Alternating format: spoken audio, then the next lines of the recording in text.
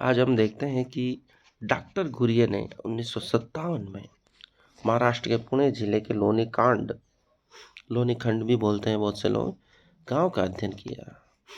महाराष्ट्र के आसपास ही वो पढ़ाते थे, तो उन्होंने पुणे जिले के लोनीकांड गांव का अध्ययन किया। एक ही गांव का अध्ययन किया और ये दिया। इस अध्ययन का उद्देश्य सामाजिक ढांचे की निरंतरता को उभार कर प्रस्तुत करना।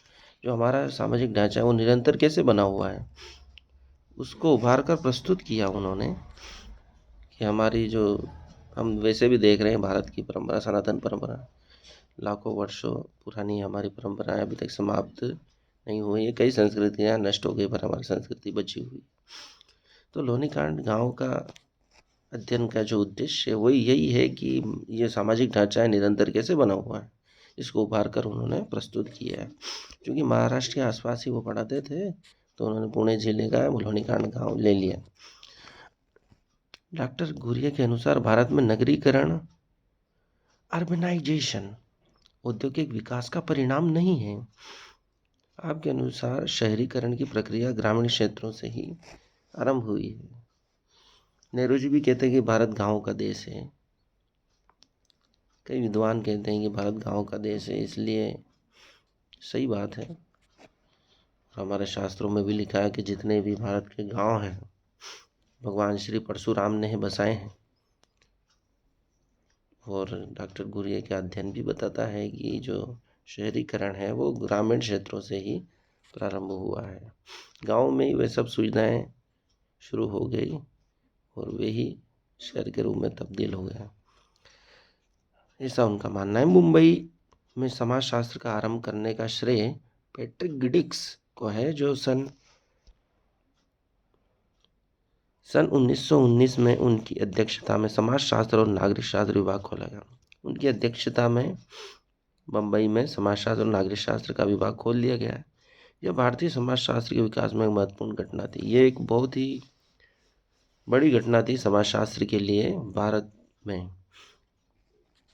उन्होंने समाजशास्त्र और नागरिक शास्त्र विभाग खोला उनकी अध्यक्षता में। भारतीय समाज, इसकी संस्कृति, कला, उसके दर्शन आदि के अध्ययन को भारत शास्त्र कहते हैं। भारत शास्त्र एक अलग ही विधा है समाजशास्त्र के अंतर्गत। इसके अंतर्गत भारतीय समाज, इसकी संस्कृति, कला और उसके दर्शन का अध्ययन किया जाता है। समाजशास्त्र में संगठनात्मक परिणामों को प्रकार्यात्मक और विघटनात्मक प्रभावों को अप्रकार्यात्मक माना गया। दो प्रकार के कार्य हैं, प्रकार्यात्मक और विघटनात्मक। जो अच्छे कार्य हैं वो प्रकार्यात्मक के अंतर्गत आते हैं, और जो विनाशकारी कार्य हैं वो विघटनात्मक प्रभाव के अंतर्गत आते हैं, ऐसा हम मान सकते हैं। संगठनात्मक जो कार्य होते हैं वो विकासवादी होते हैं, अच्छे होते हैं, समाज के लिए अच्छे होते हैं, वो प्रकार्य है। लेकिन जो विघटन करते हैं समाज का, वे विघटनात्मक प्रभावों को अप्रकार्यात्मक माना गया है। जिसके प्रभाव विघटनात्मक हैं, जिसके परिणाम अच्छे में प्रकारात्मक। संरचनात्मक प्रकारात्मक उपागम, स्ट्रक्चरल फंक्शनल अप्रोच, यह बताता है कि किसी एक भाग में परिवर्तन का अन्य भागों पर प्रभाव पड़ता है। संरचनात्मक प्रकारात्मक उपागम यह बताता है कि किसी एक भाग में अगर हम परिवर्तन करते हैं तो उसका दूसरे भागों पर भी प्रभाव पड़ता है। ये वैसे ही जैसे किसी एक घर में आग लगती है तो दूसरे घरों पर भी उसका प्रभाव पड़ेगा, उसमें भी लगने की संभावना है। ऐसे ही संरचनात्मक प्रकारात्मक उपागम में समाज में यदि कुछ किसी एक इकाई में परिवर्तन होता है तो दूसरी इकाइयों पर भी उसका प्रभाव पड़ेगा। प्रकारात्मक उपागम के अंतर्गत किसी भी प्रघटना, संस्था या समाज पर होने वाले प्रभावों का विश्लेषण किया जाता है। प्रकार्यात्मक उपागम के अंतर्गत किसी भी प्रघटना, संस्था या समाज पर होने वाले प्रभावों का विश्लेषण किया जाता है। किसी भी प्रघटना, संस्था या समाज पर होने वाले प्रभावों का विश्लेषण किया जाना प्रकारात्मक उपागम के अंतर्गत आता है। कोई भी घटना अगर घट रही है, अगर हम उसका अध्ययन कर रहे हैं तो वो प्रकारात्मक उपागम के अंतर्गत आता है।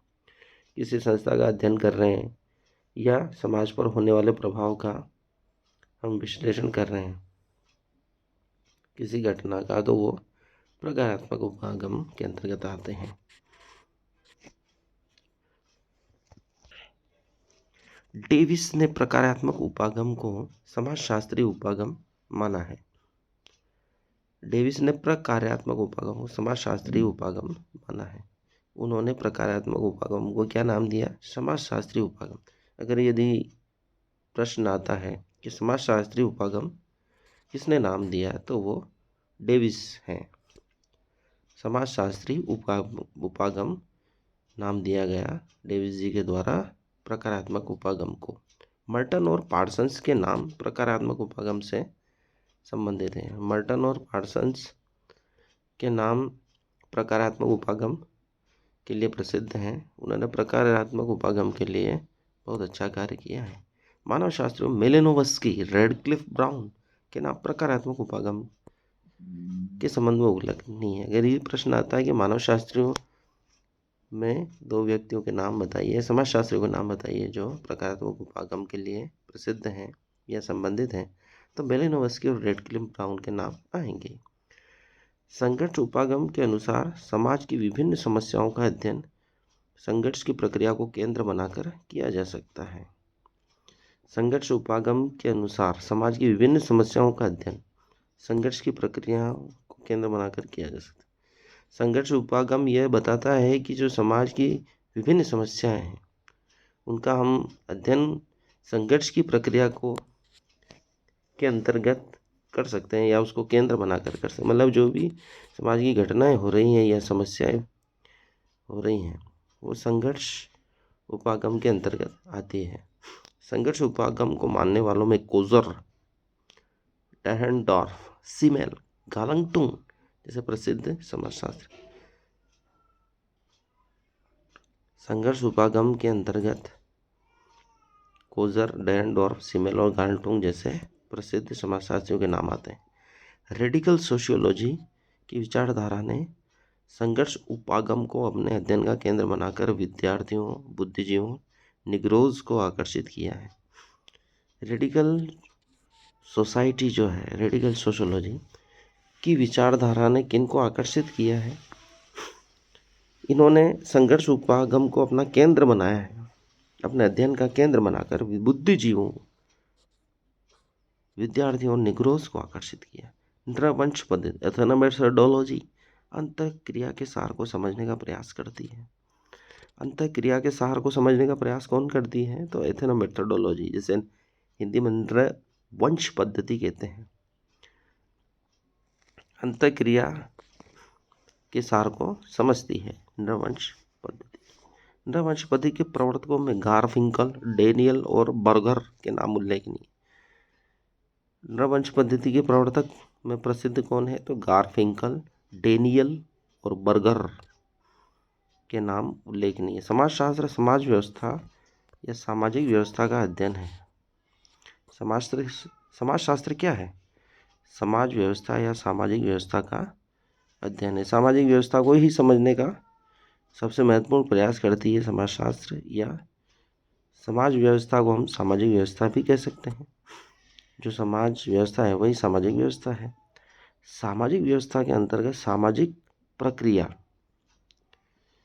सामाजिक व्यवस्था के अंतर्गत क्या आता है? एक तो सामाजिक प्रक्रिया है, सामाजिक परिवर्तन है, सामाजिक संबंध आते हैं, सामाजिक नियंत्रण आता है, सामाजिक संस्थाएं व इससे संबंधित प्रभाव व परिस्थितियों को सम्मिलित किया जाता है। ये सब सामाजिक व्यवस्था के अंतर्गत आते हैं। हम देख रहे हैं कि इसमें क्या क्या आ रहा है। तो प्रक्रिया आ रही है, परिवर्तन हो रहा है, सामाजिक संबंधों को हम इसमें देख रहे हैं, सामाजिक नियंत्रण है, सामाजिक संस्थाएं आ रही, इससे संबंधित प्रभाव और उस परिस्थितियों को सम्मिलित किया जा सकता है। परिस्थितियां भी इसमें सम्मिलित की गई है और उसके इन सब चीज़ों के प्रभावों को भी सम्मिलित किया गया है। धन्यवाद। आज के लिए इतना ही।